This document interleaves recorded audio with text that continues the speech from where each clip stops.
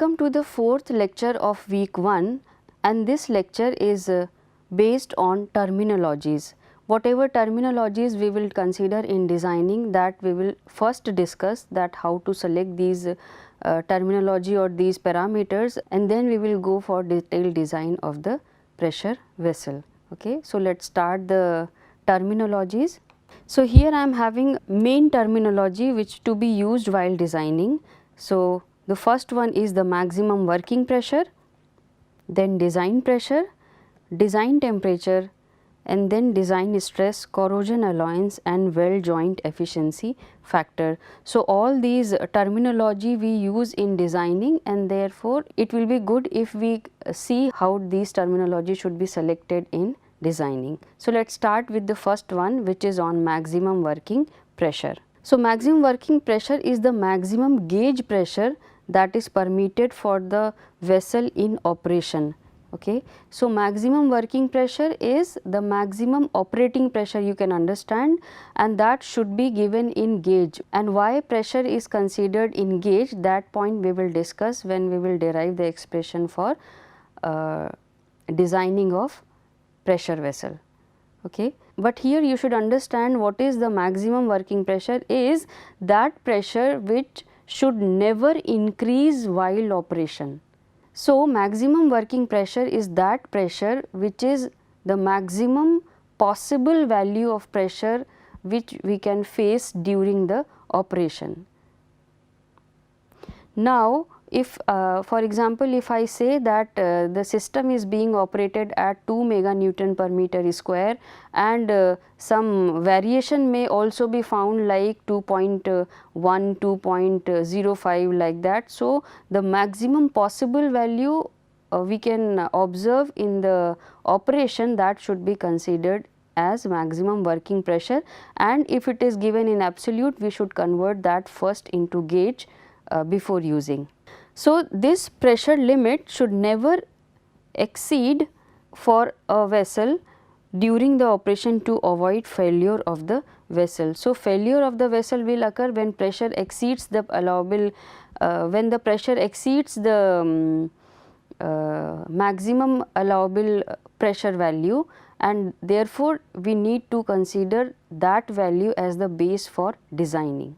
And it is determined by the technical requirements of the process. It means for each process we already know what should be the pressure condition, what should be temperature condition, but in that pressure further we will see that how much variation I am observing during the operation, because the value will not be fixed at one magnitude only, it will keep on changing. So, what would be the maximum possible pressure, that we consider as maximum working pressure. Okay. And the pressure including the static head is used in design calculation of a vessel for purpose of determining the minimum thickness of various component. So, along with operating pressure, we also need to focus on static head. Static head, I guess you understand, for let us say up to certain height liquid is filled, and whatever rho gh for that, that we will consider as static head. So, that should be added to operating pressure to and that should be considered while designing also. So, one is operating pressure, second is the static head. So, both we need to consider. Now, here in this slide we have design pressure for vessel subjected to various pressure conditions. Okay. Now, why we have defined maximum working pressure? Maximum working pressure is the maximum possible value of pressure found or observed in the process. Okay. And then based on that we will calculate the design pressure. Design pressure value should be slightly more than the value we can obtain during working, because we need to keep certain safety margin. Okay. So, as far as design is concerned, we consider usually value higher than that at which we need to work. Okay.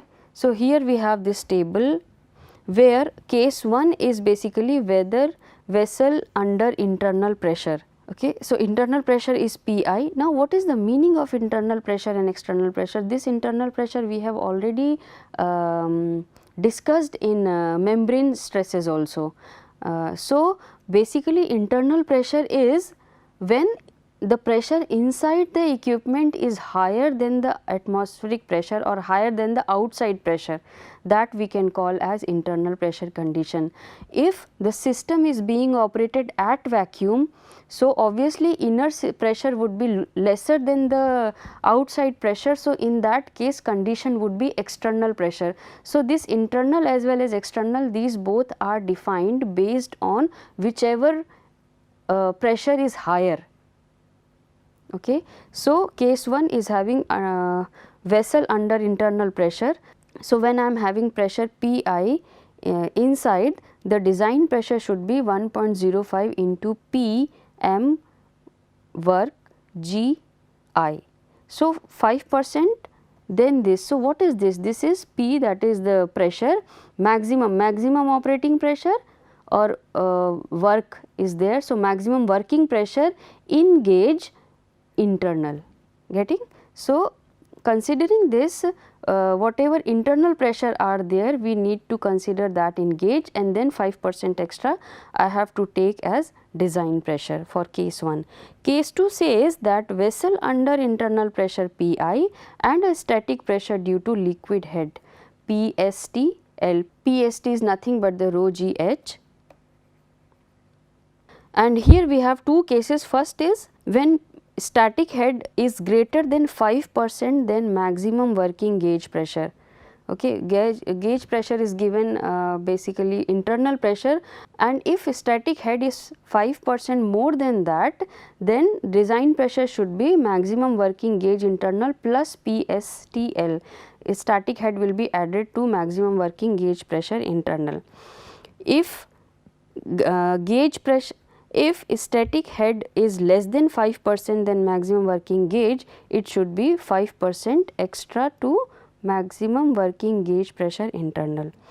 Now, we have case 3 where vessel subjected to inside vacuum and external pressure PE or both. If this is the situation, case 1 is there where PE is equal to PATM, that is external pressure, E resembling to external. So, P external will be equal to atmospheric pressure, and inside is P vacuum. So, inside if I am having vacuum and outside is atmospheric pressure, so obviously atmospheric pressure is more than the vacuum. So, in that case the condition would be of external pressure condition.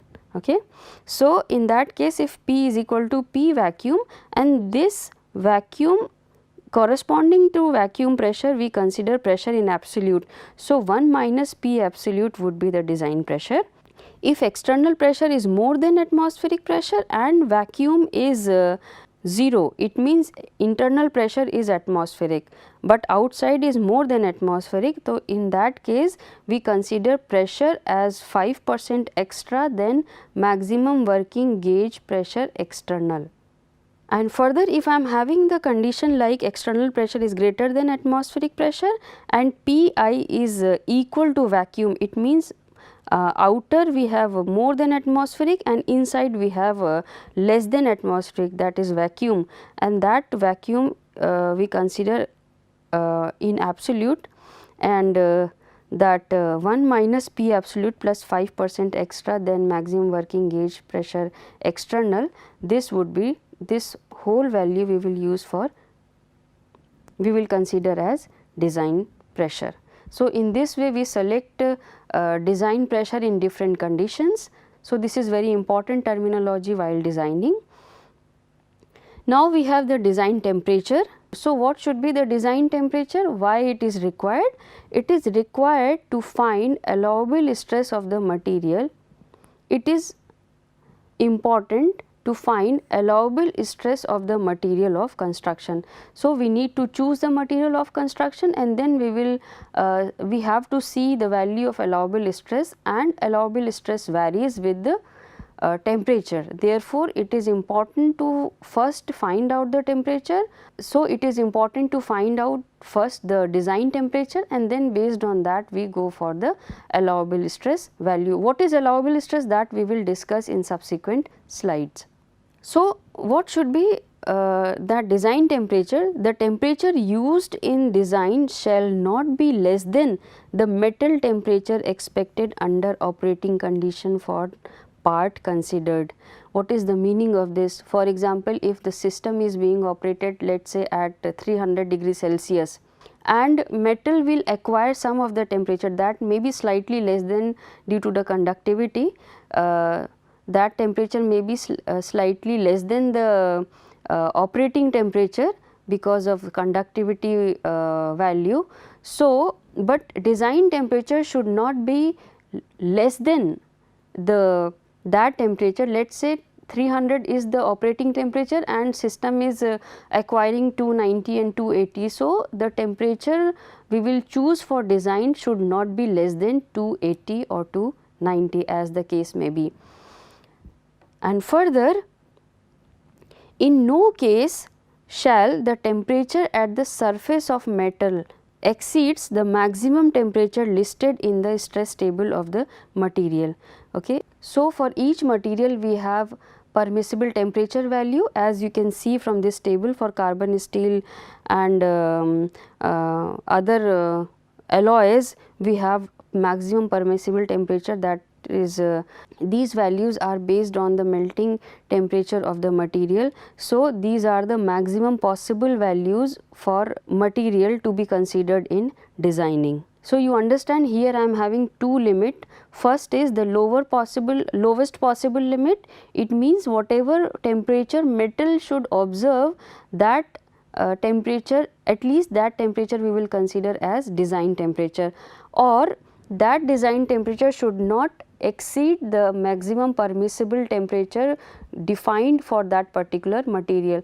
So, considering these values, we have defined lower as well as upper limit of the temperature. And when the occurrence of different metal temperatures during operation can be definitely predicted for different zones of the vessel, the design of different zones may be based on their predicted temperature. What is the meaning of this? For example, different sections, different components of the pressure vessel may have different temperature experience. So, each metal, each component will be designed based on respective temperature, and then we will consider that as final design of the pressure vessel. And here I am having the table to choose the design temperature for different parts or different condition. The case 1 should be unheated part.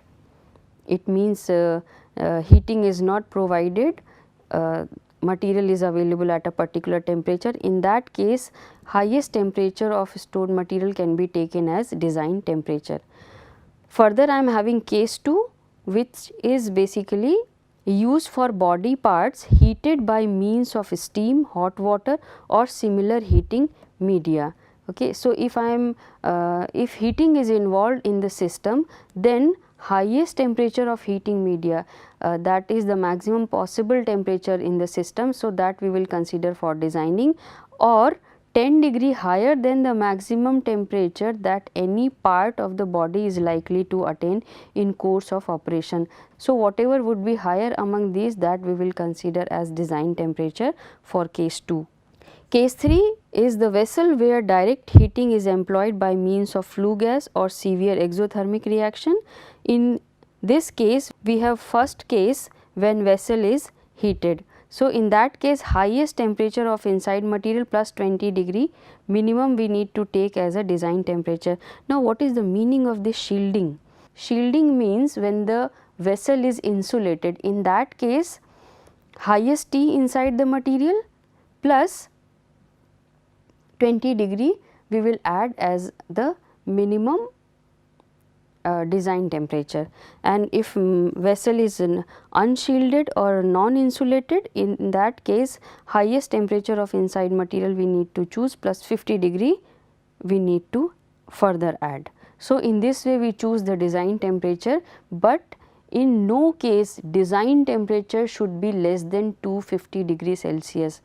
That is the guideline. When temperature is coming less than 250, at least you take value of design temperature as 250 degrees Celsius, and this is because allowable stress value is available, values is started from 250 degree Celsius. That further we will discuss in detail when we will discuss the allowable stress as a terminology. Now, next terminology we have is the design stress. So, let us define this. The maximum stress permissible at the design temperature for any specified material. Okay. So, maximum stress permissible, what is the meaning of that? It means when I am operating with any pressure, it will create some stress in the material. Okay. So, we should consider maximum possible stress that can be created in the system, that we have to consider as a reference point. Okay.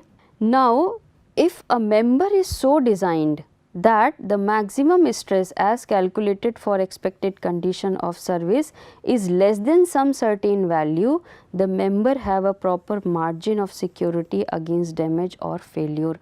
What is the meaning of that? If member is so designed, member means what? Member means the pressure vessel, the object which we need to design.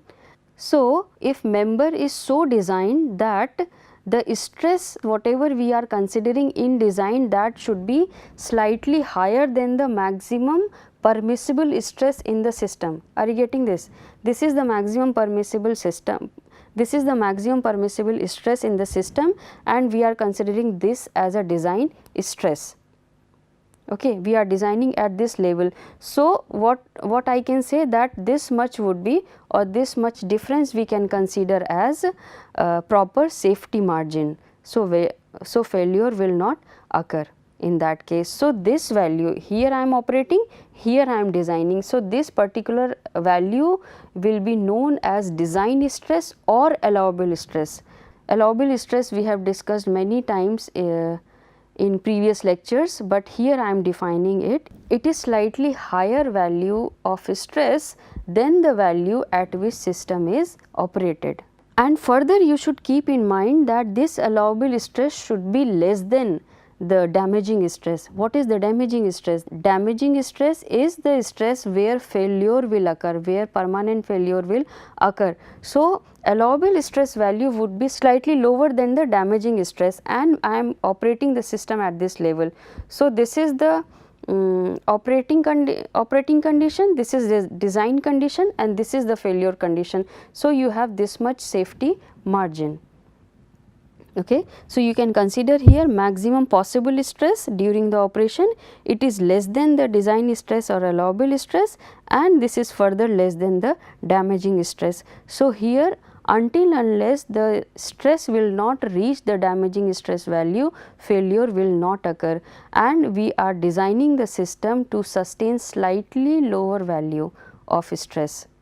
Okay. So, here this is different than the temperature and pressure. In pressure we have maximum pressure value, maximum operating pressure value or working pressure value, and we have designed at slightly higher value than that, and similar observation we have seen for temperature, but here at which level if it is damaged we will design at this level, so that we can consider sufficient safety margin. So, design stress is less than the damaging stress so as to avoid uncertainty to the conditions of the service, non-uniformity of material and inaccuracy of stress analysis. So, considering that uncertainty, we have considered design stress lesser than the damaging stress, and the ratio of these two will be defined as factor of safety. So, factor of safety or design stress factor will be defined as damaging stress divided by design stress, and that should be greater than or equal to 1. So, in this way I choose the design value, and here we have if you see here we have allowable stress values for ferrous and non-ferrous material. Here the first column speaks about different material.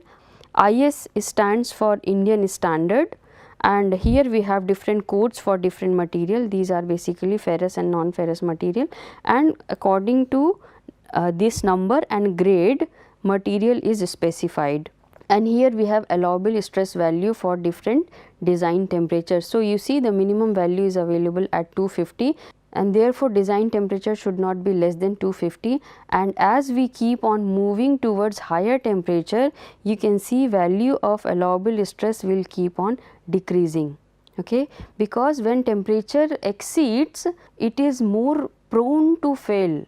Therefore, allowable stress value at higher temperature is less than in comparison to that value at lower temperature. So, you can choose allowable stress value based on such tables. Now, next terminology we will discuss is corrosion alloyance. Corrosion alloyance, I guess you understand, that represents all type of damages occurring in the metal sheet, that collectively called as corrosion alloyance. So, whenever the word corrosion is used in the code, it shall be taken to mean corrosion, oxidation, scaling, erosion and all other forms of wastage. What is the meaning of corrosion?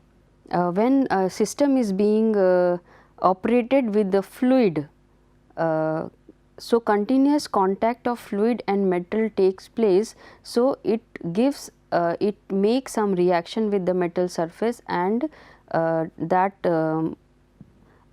reacted material, that material is deposited on the surface of the vessel, and that is called as corrosion. What is oxidation? When it is when metal is coming into contact of the moisture or water, it reacts with that to make the rust, to make the ferrous oxide,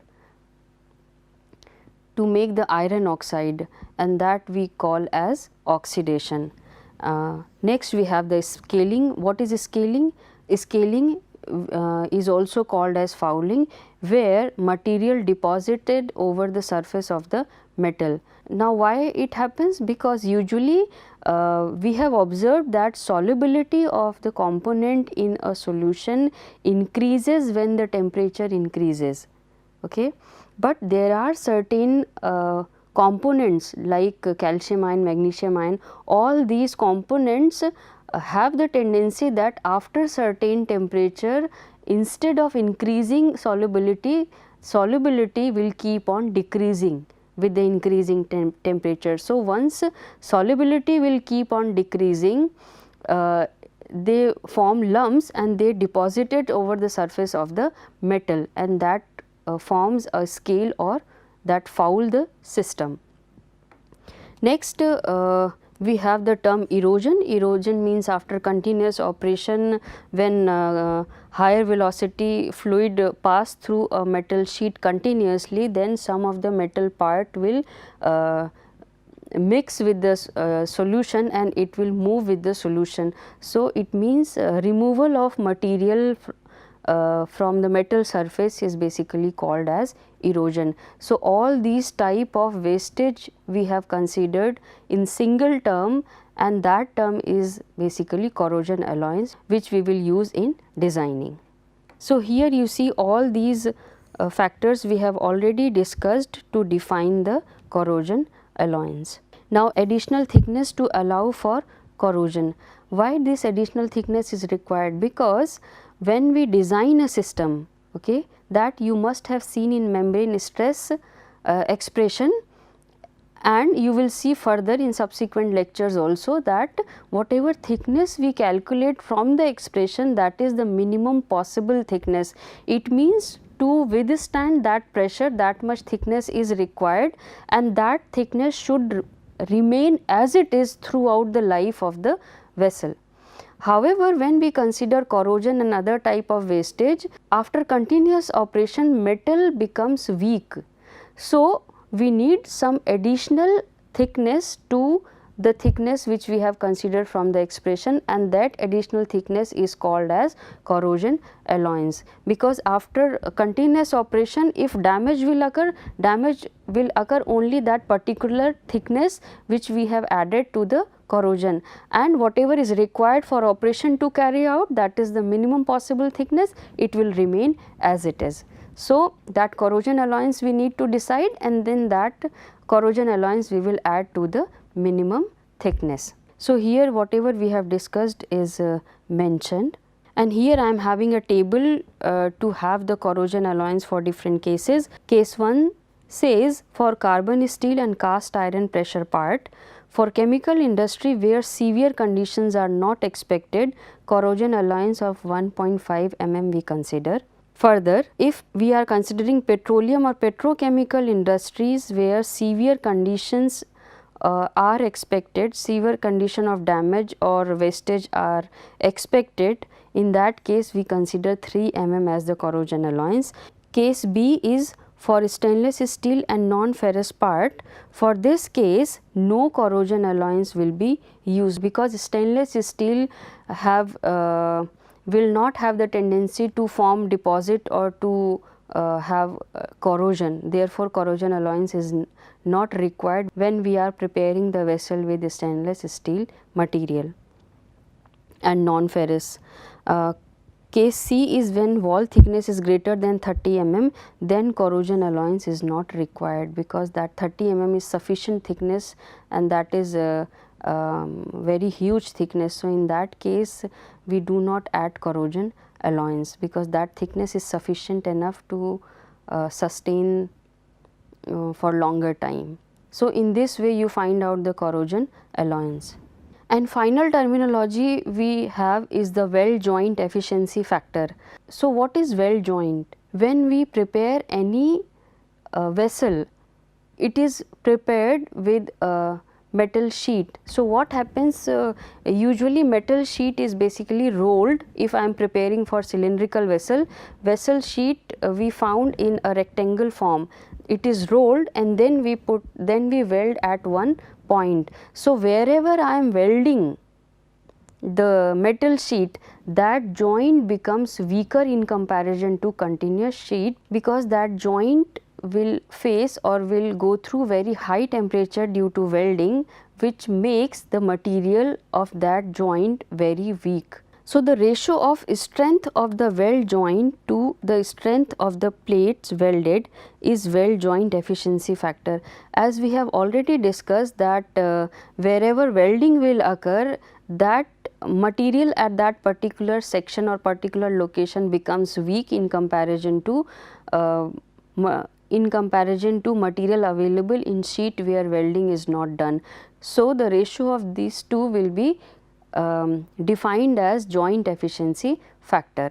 Now, before defining this joint efficiency factor, let us have a look on how many types of joints occur in a pressure vessel. So, here you see in this diagram we have the pressure vessel, okay, and here we have welded joint location typical for categories A, B, C, D. We have 4 category and through this category we define different type of connection, different type of welded joints. So, let us start with the first one, that is A, and it is used for longitudinal welded joint, okay, and this is basically the longitudinal welded joint. It means when I roll the sheet and then weld along the length, it will be called as longitudinal weld joint and denoted by A. And in this diagram, if you see here A is given, this is wrong, this is not correct, okay. So, A is this. B is basically defined as the circumferential welded joint. If vessel if the length of vessel is very high, we need to prepare the shell or prepare the vessel in 2-3 connection. So, if I am having one cylinder, then second cylinder we need to add through circumferential joint. So, that will be called as point B. Now, I am having point C where welded joint connecting flanges. This is basically the flange where we cover the mouth of the nozzle using flange. So, connection of this flange with the nozzle, it is called as connection C or joint C, and when nozzle is connected to the shell or nozzle is connected to the head, you see. So, all these A, B, C, D are different type of connections used in pressure vessel manufacturing. And now I am having a table which speaks about joint efficiency factor for different conditions. So, if you see this table, here we have class of vessel. Class of vessel will be class 1, class 2 and class 3, and for these classes we have J values in this table. And if you see this first column, it will speak about different types of welding. Okay. So, let us consider, let's discuss first different type of welding, and then we will discuss different type of classes for vessels. So, first one is double welded butt joint with full penetration. So, as far as joint during welding are concerned, there are certain standard joint. The first joint is the butt joint. Butt joint means when I am having two metal sheets, I am placing these two metal sheets side by side and I weld it. Okay. So, this is basically called butt joint when the sheets are kept side by side. Okay. Now, here I am having double welded butt joint with full penetration. So, here side by side I am keeping, here I am welding, and from bottom also I am welding, and I will ensure that whatever material through welding is depositing over here, that should penetrate fully. Next we have the single welded butt joint with backing strip. Butt joint is what? These two metal plates are kept side by side. From one side we weld and from bottom we put a metal strip. So, that we call as the backing strip. Next I am having is single welded butt joint without backing strip. So, that would be butt joint with welding at one side only. Okay. So, that would be single welded. And then we have the single full lap joints. So, lap joint is basically when this is metal sheet, this is metal sheet, when we overlap metal sheet slightly and weld from this and weld from this. So, this is basically lap joint. This is butt joint, this is lap joint, this is T joint, and this is edge joint. In this way different types of joints in welding are defined. Now, what is class 1 vessel? These vessels do contain lethal or toxic substance or to be operated under severe condition. If conditions are very severe, we go for class 1 vessel, and it has fully radiographed joints. Minor defects are also not allowed. So, what is the fully radiographed joint? That I can make you understand if you consider this as my hand, and when I am passing through X-ray from this hand, how you can see the X-ray wherever I am having the bone, okay, there I am getting white section. White section will be resembling to the solid part. However, where I am having the mass which is not as solid as bone, there we have some blackish printing. Okay. So, fully radiographed joint means we make the joint, okay, and then we pass X-ray through this and we see the image. If that image will have all white line, it means the joint is fully radiographed. Otherwise, it will have, if it is having minor defects or the welding is not done properly, it will show black sections along the welding. So, if that happens, it means it has minor defects. So, for class 1 where minor defects are not allowed, we go for double welded butt joint with backing strip with J value 1, and single welded butt joint with backing strip can also be used where J factor is 0.9. These two joints are not allowed for class 1, and similarly class 2 is used for medium duty operation. Most of the chemical equipments are involved in this category. All longitudinal and circumferential joints are spot radiographed. Spot radiographed means where I am having a few black spot in X-ray.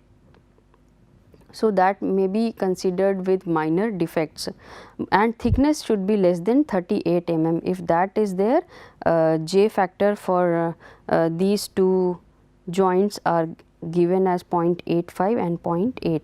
And then we have class 3 vessel where light duty operation is carrying out and thickness should be less than 16 mm, and here we use all type of joints and respective J values are given in this table.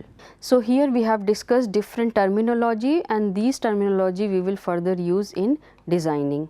And these values of joint efficiency factor you can also see from table 1.1 in code IS 2825 1969. I will speak when we solve the problem that how you need to use table B1 or other, how you need to choose other terminology, that we will discuss when time comes. And here I am having some of the reference books that you can follow for these terminologies, and here we have the summary of the video. In this video, in this lecture, terminologies used in mechanical design of equipment are discussed. While designing of equipment, how to select design temperature, design pressure, allowable stress, these are described.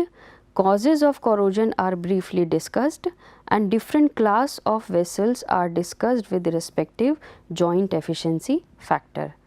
So, using these 4 points, I am completing this lecture. So, that is all for now. Thank you.